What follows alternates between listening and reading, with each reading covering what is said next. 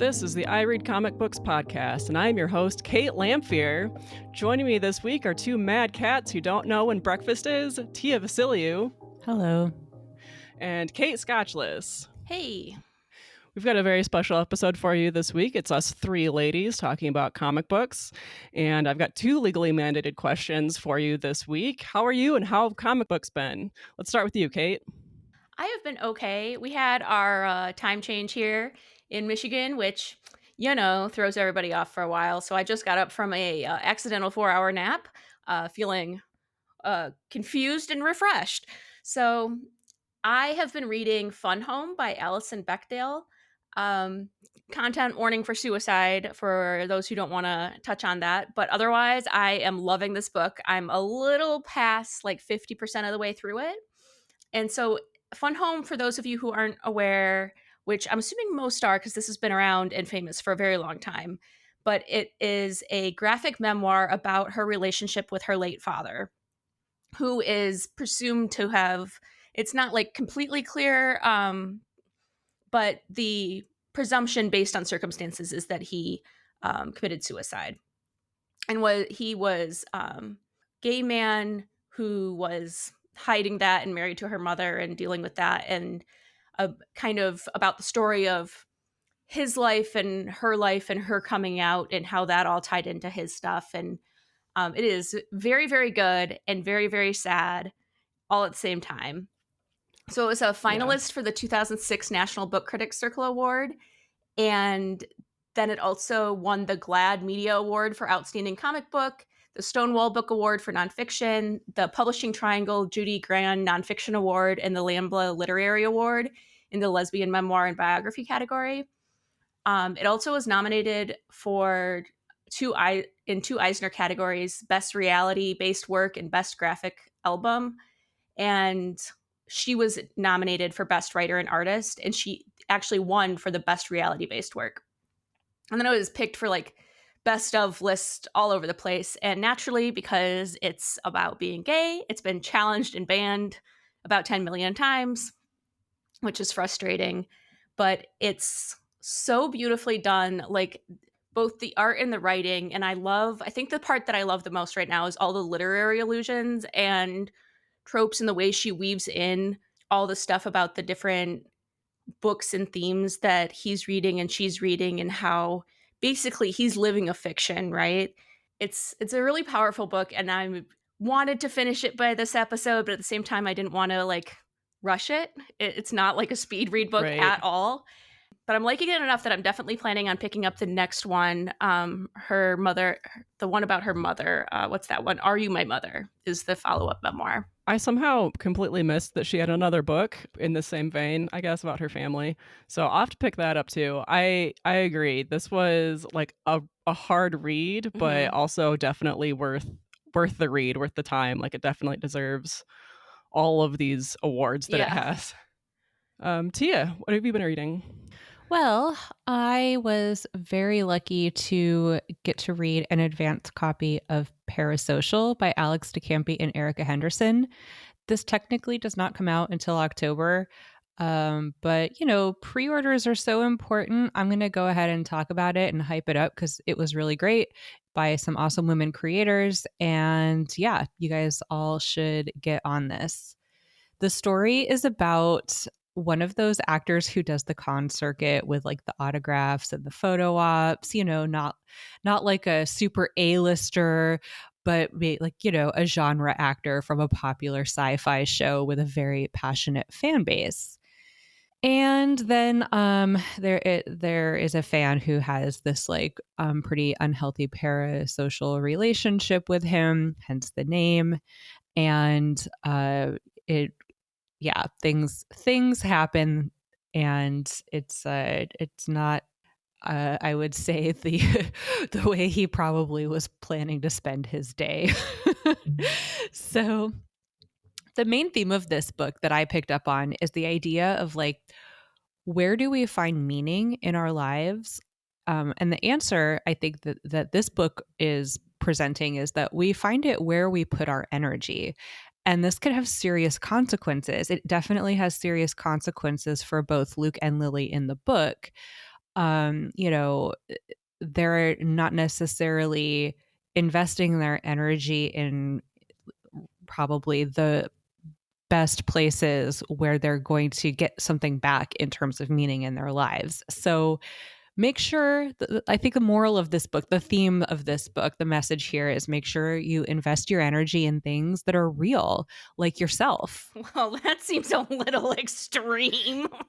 Well, um, all you're focused on is attention or fandom and all of that, like those are fleeting. We don't really have any power in those things. Yeah. We don't really have any control over those things. And so it's a very serious act to give all of your power to those spaces that just kind of drain and what they give back isn't real. Completely agree. Yeah. This is like a graphic novel length book, which I love. I don't like, I feel like I'm tired of episodes. I'm tired of 20-page floppies. So I love that this is like a meaty length story. That sounds so dirty. Yeah. um but like the pacing of it is really good. It literally just plays in your head like a film. It flows so effortlessly, and of course that's down to Alex DeCampi's amazing writing, and also Erica Henderson is so good at aesthetic storytelling. And in fact there's essays from each of them in the back of the book. I love an essay, I love a back matter. Yeah. And so Erica Henderson really breaks down some of her aesthetic storytelling techniques. Like she calls out the way she uses line and color and like how she depicts the figures depending on the emotional beat in the story. I picked up on some of that as I was reading. Other things that she mentions like definitely affected my reading, like it helped pull me through the story and set the tone. It was really nice to see it deliberately called out and go back later and be like, oh yeah, that was really smart. And then Alex DeCampi absolutely goes for the throat on toxic fandom culture from both sides of the convention table. And then also she has a really awesome Spotify playlist to go with the book, and the songs are called out in the moments, like in moments in the book. So pre-order Parasocial. It was great. How about you, Kait? What are you reading? I read something with a completely different tone than either of these books. I read a middle grade book called Wingbearer by Marjorie Liu with art by Tenny Izakanian, and I'm so sorry if I mispronounced that. This book is like a middle grade fantasy book where the protagonist has been raised by like bird gods, but she's a human and she enters the world outside of this realm. And she's seemingly the last of her kind and has to figure out why the bird souls aren't returning to this god realm after dying, where they're then like reincarnated afterward. There are so many elements in this story, and yet they all work together. Like it's a middle grade book. I was expecting a nice story, but then there's all of this work put into the world building. It all works together. Most of the characters are from fantasy races, like dragons, goblins. There's griffins. Most of these more human characters have animal companions, and half of them speak. The protagonist can understand birds in the human realm, or it's not just the human realm, not the god realm, basically. And then there's this history of war that has left the landscape like covered in ruins. So I can't say that this is like a post-apocalyptic story because there's still plenty of life around, but it kind of has that feeling. Um, I do want to warn everybody that this book kind of ends on a cliffhanger. Like it's a nice kind of like season one ending, I guess. Like it's a good spot to stop, but I don't see the release date for the next book. So I'm like, okay, there's all these things that just happened, and I need to know what happens next, and I don't know when I'm gonna know. I actually looked up the artist some more, and she's an animator, and which totally makes sense. Like I said, like it feels like a season one ending. Like there's so much about this book that feels like it would become like an animated show very easily. The artwork is kind of in that same vein. I really like the artwork. The colors are beautiful, the art itself is adorable, and it's easy to follow, like in regards to the storytelling from one panel to the next.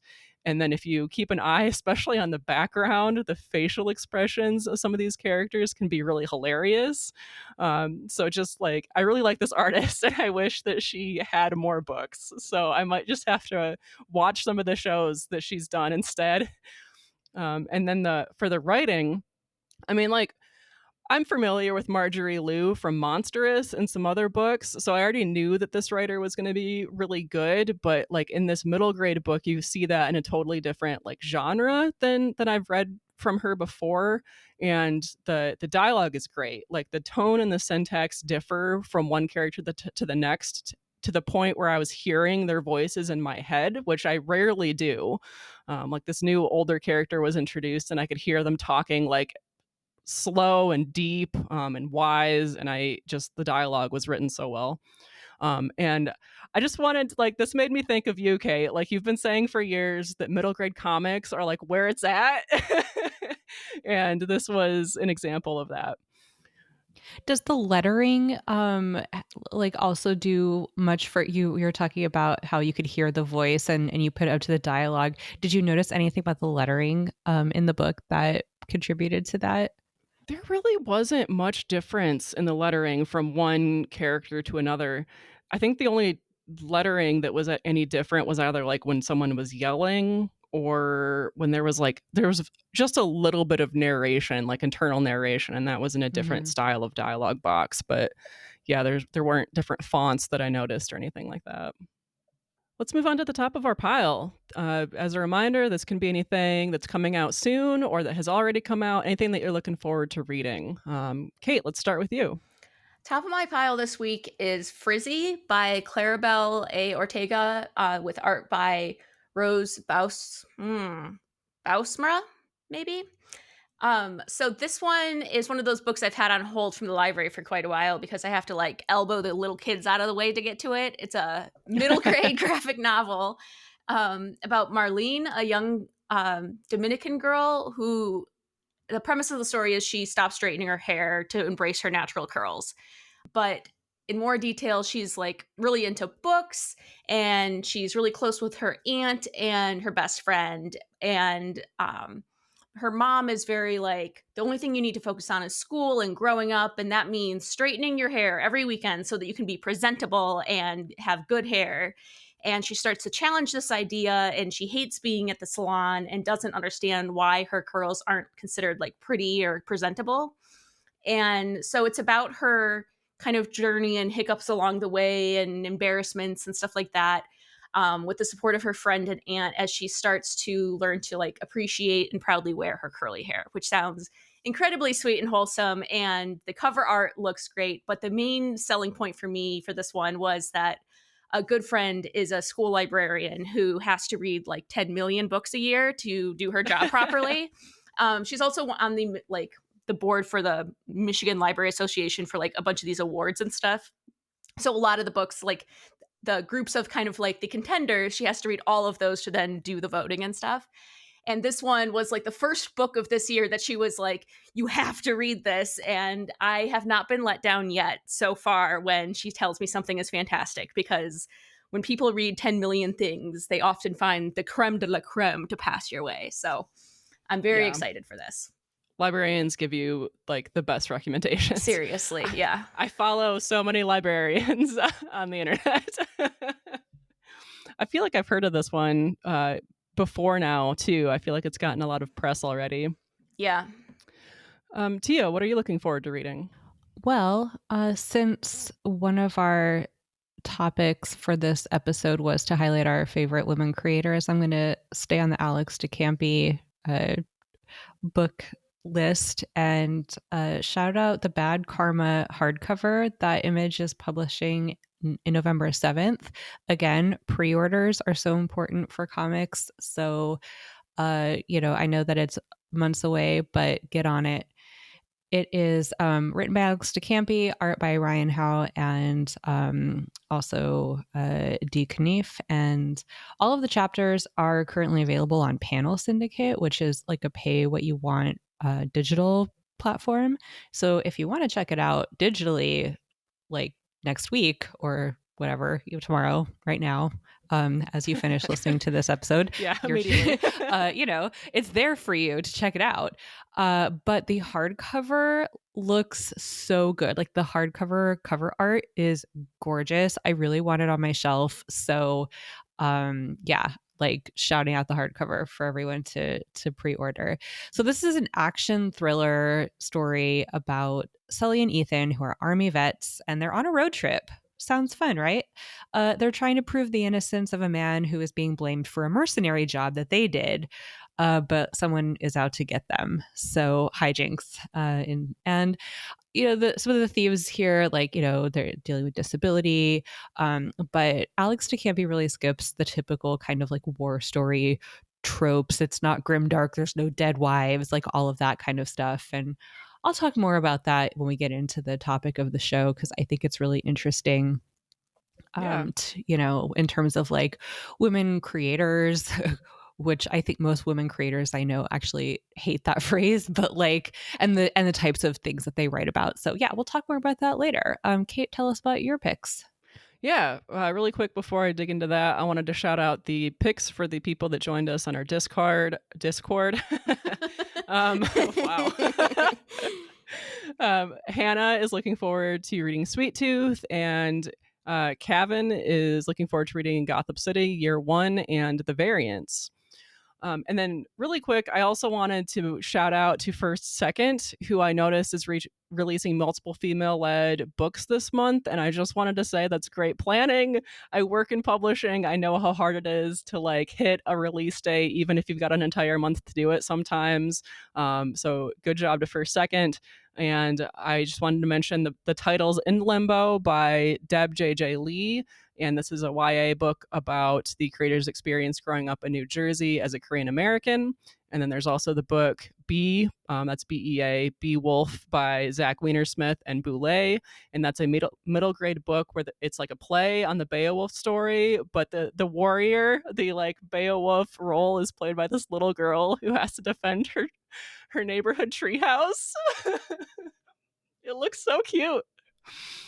Okay, so but the book that I really wanted to dig into today is called Dear Body, and this is by Lee Bordier, and there are 12 artists. They all have these beautiful looking European names, so I put them all in the doc for you there, the show notes. This is from Fair Square Comics, so you could also check their website for this. This is an anthology of 12 stories about women and non-binary people and their relationships to themselves and their bodies. And I found a preview of each of these stories on the Fair Square Comics website. And with the 12 different artists, the styles from one story to the next varies, but I feel like they all have this use of white space in their art that is like very intentionally planned. And it really reminded me of the travel logs by Lucy Knisley, if you're familiar with her work. It just like, it's very like, it's part of the art, like it's part of the planning of how to like narrate these stories.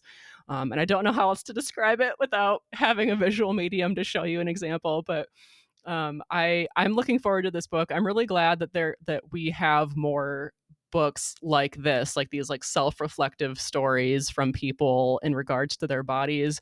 And I honestly wish that I had more books like this that were easier to find when I was like, especially growing up, because man, living in a body is rough sometimes. Truth. I often say being corporeal is my biggest problem in life. It would be so much easier to just be like an ether of some kind, or a vaguely malicious mist. Oh boy. All right.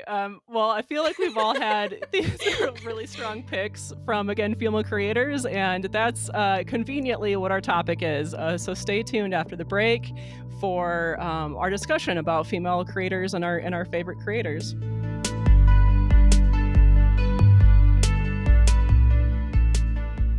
Before we get into the second half of the show, I want to tell you guys about a brand new Kickstarter that I'm excited about. Comic book writer and friend of the podcast, Gabe Cheng, is launching his latest Kickstarter campaign on Wednesday, March 16. For the first time ever, all 4 issues of Gabe's comic For Molly will be published as a collected trade paperback. For Molly is an action-packed modern fantasy adventure set among the abandoned things in the New Jersey forest, where talking dogs and off-the-grid humans have precariously coexisted, until now. The story centers on an antisocial talking dog named Molly, who helps a recently divorced outsider named Greg save his sister from a hidden evil. It explores themes of guilt, abandonment, and loyalty as Greg and Molly's unlikely friendship is tested every step of their journey. For Molly features art by Benjamin Sawyer, and the 150-page trade paperback also contains the short story spin-off comic Into the Wilderness with art by Elisa Meneghel. The For Molly Kickstarter launches on Wednesday, March 16th, so make sure to go check that out. Link is in the show notes, and you can always say hi to Gabe on Twitter and Instagram at GabeChenComics, which will also be linked in the show notes. Now back to the show. This episode is a very special episode for Women's History Month. This week, we're going to each pick a women creator in comics that we want to bring attention to and talk about our favorite book of hers and maybe some other ideas related to women in comics. But before we dig into that topic, I want to remind all of our listeners that next week on Sunday, March 19th, there is a live on Twitch episode with Mike, Danny, and Brian. They'll be talking about comics, obviously, but you'll be able to see their faces at 8 p.m. Eastern Standard Time. Tia, do you want to get started off with our topic today? Absolutely. Ladies reading ladies. So I want to make sure that we carve out specifically a moment to shout out trans women creators specifically, and happy Women's History Month to trans women, because you're very important. We love you. We're here for you. We see you.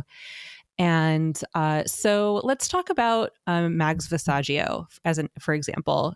She writes absolutely incredible stories, and I love that there are characters like Caroline in her Eternity Girl book from DC with Sunny Liu, who specifically speak to like the nuance of self-identity. So Mags, of course, has written specifically trans characters, and I think what's so important about stories and like the idea of representation matters is not just that people of marginalized identity see themselves in media, because that's really important and they do need to see themselves in media, but then there's also this other aspect of like people who maybe consider themselves, for lack of a better way of describing it, some sort of default identity, or an identity that is not like challenged in our society, so they don't necessarily have to like think about it too much.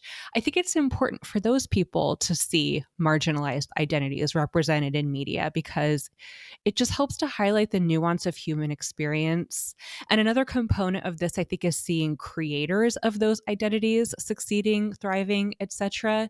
So yeah, what we were conceiving of this topic, one of the things that I thought about was just like, why is it important for us to specifically highlight women creators?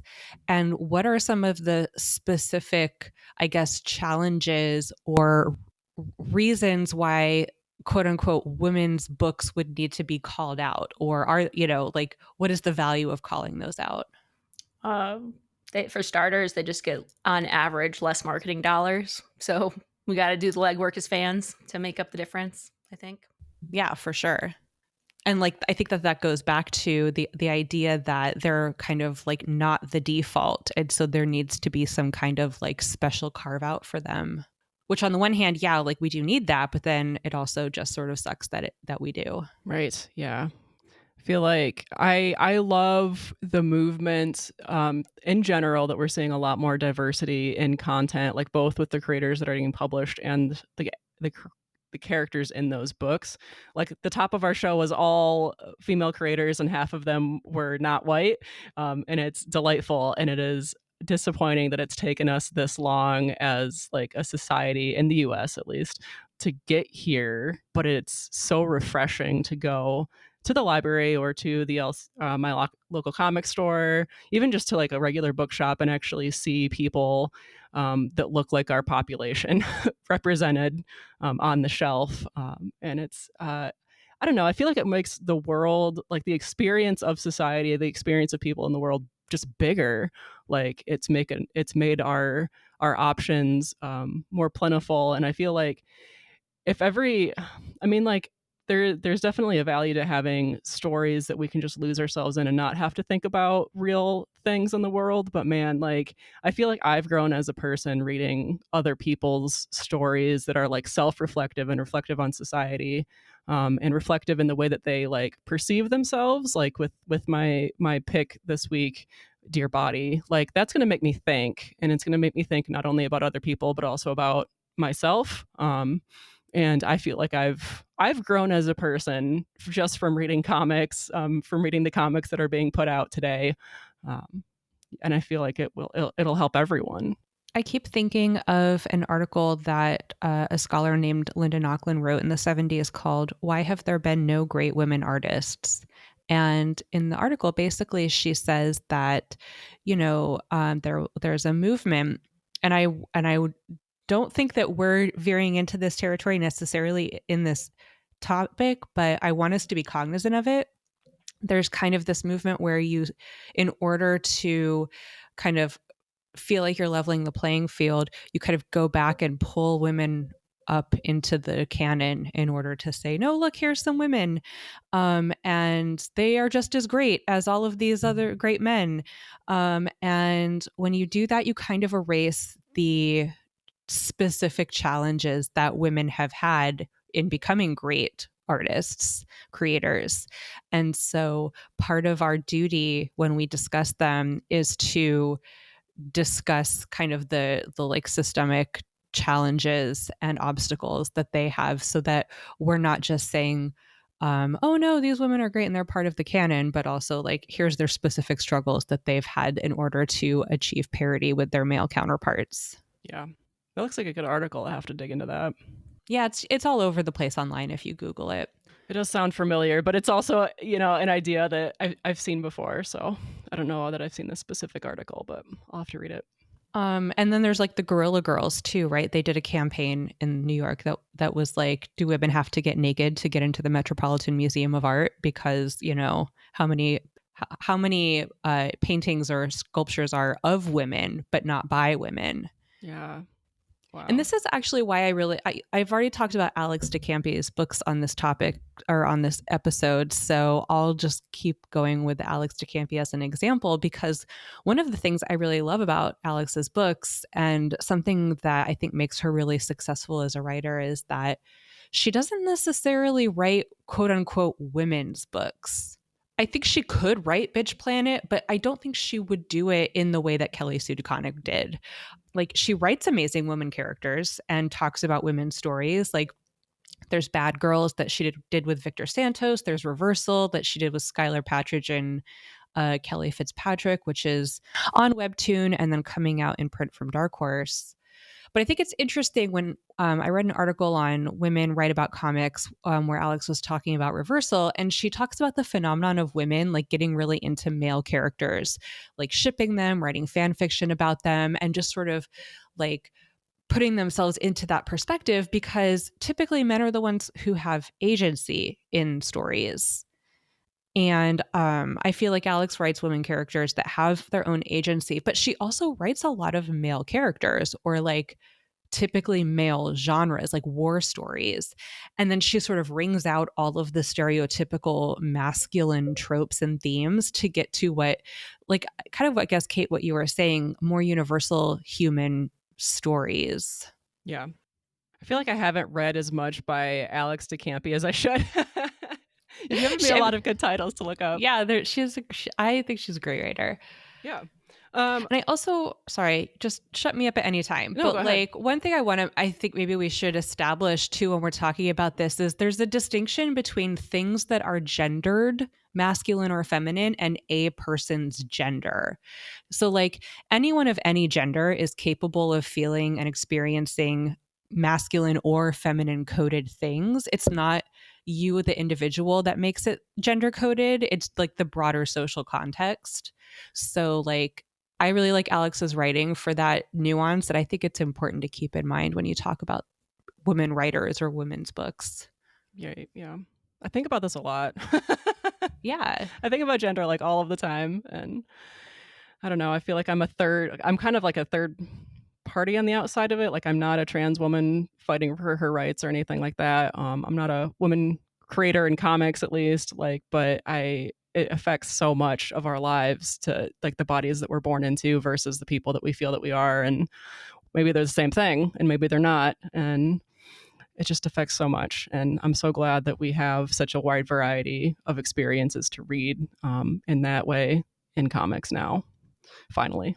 Yeah. Yeah. I guess I'll move on a little bit and talk about my pick for my favorite creator, and then we can wrap back around and get Kate's pick and uh, yeah, reconnect about our topic at the end, if you don't mind.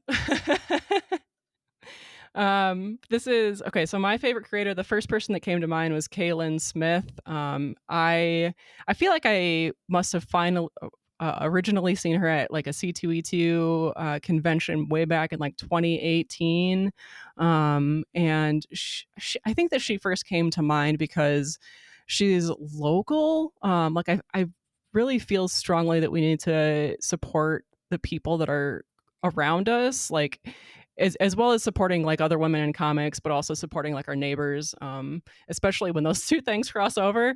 And Kaylin grew up, or at least she lives in a place that is not very far at all from where I grew up in. The last I knew, she actually ships like her Kickstarters and her products out of my childhood post office.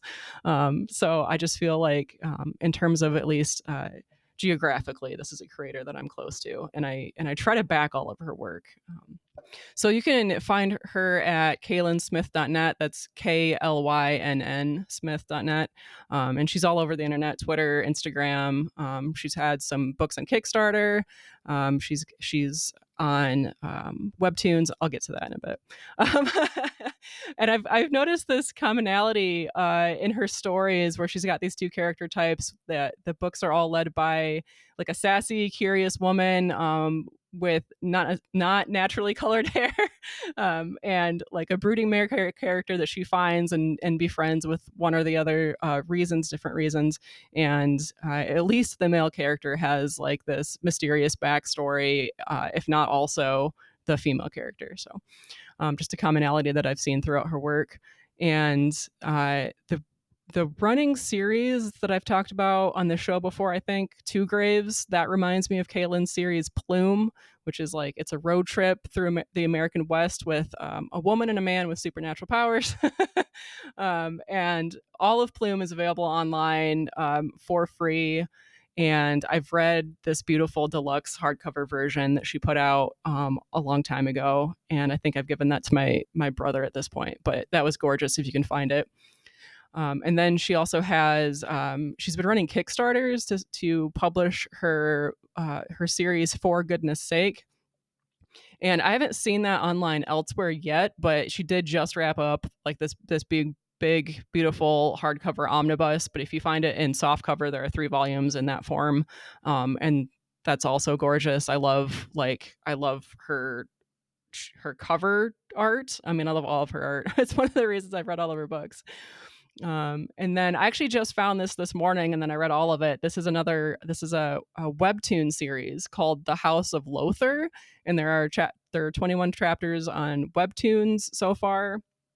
This is about this is a woman that gets a job as a maid at a hospital that has a very tight NDA policy, and it turns out that's because the residents are all cryptids. That'll do Yeah. it. And it like that's not the only secret. Like over these 21 chapters, another secret gets kind of unraveled, and it's only just beginning. I hope there'll be a lot more. And I just wanted to shout her out where you can find her on the internet other than kaylynsmith.net. She is at Kaylin tweets on Twitter, and then she is Handmade Crown on Instagram, and she seems pretty active on there. She's also got a Patreon, so you can find her pretty easily online. Kate, do you have a creator that you want to highlight? Yeah, so when I saw that I was going to be on this episode, I was very torn between Kate Beaton and Allie Broche, and ultimately decided to go with Allie Broche because I just was on the show talking at length about how wonderful Kate Beaton is in terms of her recent memoir, Ducks, which everyone should go read. It's incredible. But Ali Broche is really near and dear to my heart too.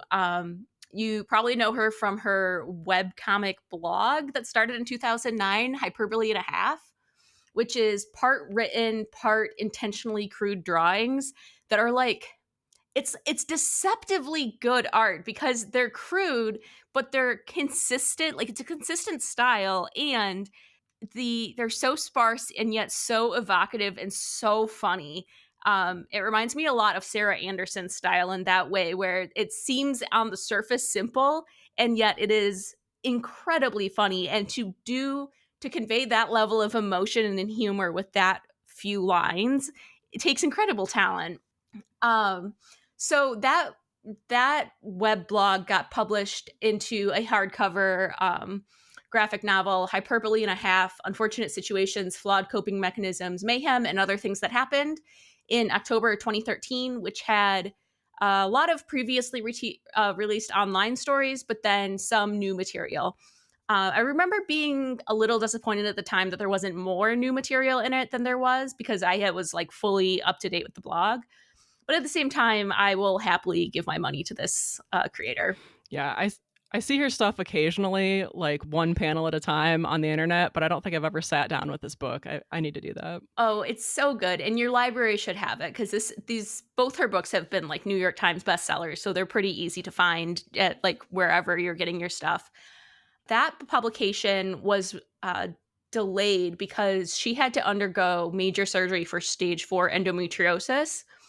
Wow. And yeah, like for those who don't know, that's a massive, awful thing to have to go through. And so she went from that surgery to then doing like a book tour for this and sold Jeez. a huge number of copies, was on the New York Times bestseller list for 12 weeks. She was on the NPR paperback nonfiction bestseller list for 31 weeks. And she won the Goodreads Choice Award in the humor category for this book. So like incredible achievement when going through absolute hell with her Yeah. health. And she also talks a lot in that volume about her struggles with pretty severe depression and ADHD. But then she experienced like a really severe bout of depression and kind of fell off the internet, disappeared from public life, like wasn't at cons, wasn't doing interviews, wasn't posting on her blog or anywhere, and has kind of followed that pattern ever since of when she gets into really bad places, kind of disappearing for a while. And one of the things that made me pick her is when she's come back from some of those, she has come back with some of the most succinct and evocative best descriptions of what it's like to be in a severe depressive episode that you will ever read. It is so it is both reassuring as someone who's been through it, of like, oh wow, this is the same for all of us, huh? You're truly not alone, even though the depression, gremlins definitely tell you this is just you. But at the same time, it's like so useful to be able to hand to someone as like a really good illustration of what this illness is like. And that some of those have become like really widely circulated, praised by mental health professionals and shared like as part of kind of educational materials.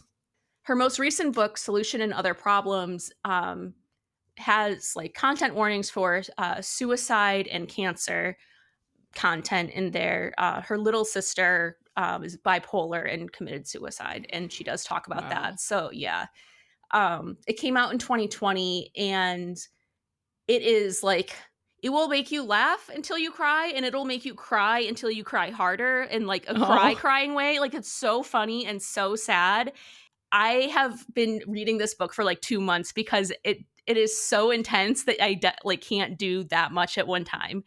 But so good. Highly recommend. Again, it was like another big New York Times bestseller, but it completely jumps back and forth between like zany, hilarious moments and deeply sad or traumatizing moments, with like the key overarching themes of showing compassion to yourself in all of these different times in your life, which is a message that some of us might need to hear right now. Speaking about me personally, like that's definitely something I struggle with. While sick and like not being as productive as usual with work and school. I love it so much. I love her. She's just a really good person, good creator, needs to be celebrated more than she is, you Yeah. know? I will get a box of tissues and check this out. Yeah, exactly. A whole box. A whole box. You want the Puffs Plus with the lotion because you're going to Yeah. use a lot of them. An overarching theme with all of the women that we've been talking about today seems to be resilience. And I think that that's Yeah, for sure. definitely Yeah. like a feature of feminine existence in a male dominated world, Mhm. right? Like, there's a lot inherent in being a woman that is really hard, that's like kind of requires a degree of resilience. And being a woman in a male dominated space like comics is certainly a condition that calls for a lot of resilience. And another thing that I'm noticing in all of these women, and Alex DeCampi, in Ali Brosh, and in Kaylin Smith, you talked about all of her Kickstarters. It's like you have to find ways to work that is kind of smart and maybe off the beaten path. And Mhm. these women are constantly working. They are booked and busy, and they are making their art. But I keep thinking about conversations I've had with Alex more than once. She has given me the advice of like, go around. If there's an obstacle, go around. If the door is locked, break a window. And I think people who think of themselves, to go back to what I was saying earlier about like default identities, I know it's a terrible way to put it. I'm sorry. I'll think of a better way. But like, if you have a default identity, you are probably going to approach obstacles with a little bit of entitlement. Like, you know, if you could think of yourself as white, if you think of yourself as a man, as straight, as able-bodied, like those are default identities. And it's not to say that your life isn't hard in other ways, but it's not hard in those ways. And so I think that when you people with those identities, I think sometimes get tripped up by obstacles because they're invested in the path, and so they're invested in the system that's putting obstacles in their path. When like you have to be willing to kind of give up your default identity to find ways to go around. And I think women do that kind of more instinctively, maybe, because women are not the default in society. So we kind of have that built in a little bit. I don't know where to go from there. These are big I thoughts. can, I Yeah. mean, Tia's met a I can, celebrity. Tell us about the celebrity you met, Tia. Tia met Simple Dog from oh yeah, I did. Simple Dog used to hang out in the Amazon Kindle offices when back in the day. I don't know who And this also, I will is. say that the only times I've ever been so violently hungover that I've thrown up was after hanging out with Alex DeCampi.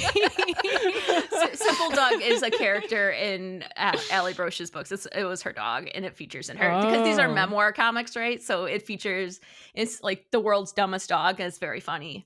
Oh my gosh. That's adorable. I haven't been at the office for my job in a long time, but yeah, working in publishing or adjacent to publishing, you do meet like people that you would never expect to meet that like other that are kind of famous, like like a dog. It is a perk, I guess. It's weird who and what are considered celebrities now. I think about like how the internet mourned Pot Roast the cat Yeah, and Noodle. and Noodle the pug. Yep. I hope that they're enjoying their much deserved happy Rainbow Bridge time. Yeah. Man, we're getting depressing. Who wants a hot take?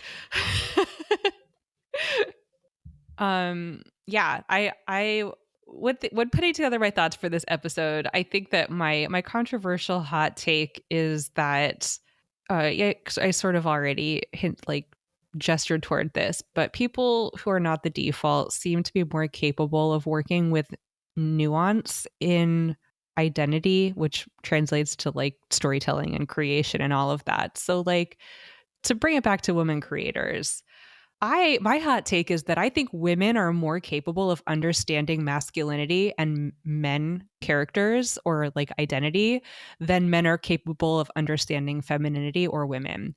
And it's because women are expected to just relate to men and empathize with them and understand them as the default, right? They're the whole realized people with agency and main character energy in the world. And men are not expected to do that for women. So I think that men can do it if they try, if they want to, but they are not raised with the expectation that they have to, the way that women are for men. Women have no choice in the matter because patriarchy. This has been a couple of years, a couple of decades back, really. But I remember talking to the women in my family about basically they're, the caretakers for the men in our family and how they know, or they were guessing maybe certain things about how, like, he's having a bad day or he wants you to do this. And I'm like, how do you know that? He's not using his words, he's not expressing himself at all. He's just silent. And they're like, well, you watch them for long enough and you just, and it's that observation, I think, like the requirement to be observant in order to, I don't know, fulfill the role that they were expected to fill, that they could see kind of through that, that lack of communication to understand the men in their lives. And that. There's a great Daniel Tiger song about that. Use your words. Use your words. I was thinking too about the new Paris Paloma song. Oh my gosh, yes. I am so hyped for that to come out. This whole thing, if you drop a clip on TikTok and then the song's not out yet for me to listen to when it gets stuck in my head is cruel. I know. But effective. I know. I just hope that I like the whole song, and because I've been burned before by liking the clip. Yeah. Like, not to name any names, Olivia Rodrigo, but Yeah. I have added a lot of songs to my songs on Spotify because of a little bit of them being popular on TikTok or someplace else. And then, I agree. Sometimes it's not all just that bit. Listen, women creators do everything men creators can do, but backwards and in heels. Yeah. That really says it all. That sums it up. There you go. So, does anybody have any final thoughts, or can we wrap this up? I think that's that. Awesome. Well, thank you both for being amazing and bringing these women creators to talk about today. And I think this was a really good discussion, and I was really excited for it for the last 3 weeks. As a reminder, we've got an IRCB live episode on Twitch Sunday, March 19th with Mike, Brian, and Danny at 8 p.m. EST talking comics and all sorts of other things. You can find IRCB on Instagram, TikTok, Twitter, Discord, and Goodreads. You can support us on Patreon at patreon.com/IRCB podcast. Infinity Shred is the best. They do all of the music for the show. And Zander, he believes the children are our future. Thank you, Zander, for editing. Thank all of you for listening. Thank you, Tia and Kait, for being on the show. Thank you, Mike, for producing the episode. And until next time, comics are good, and so are you.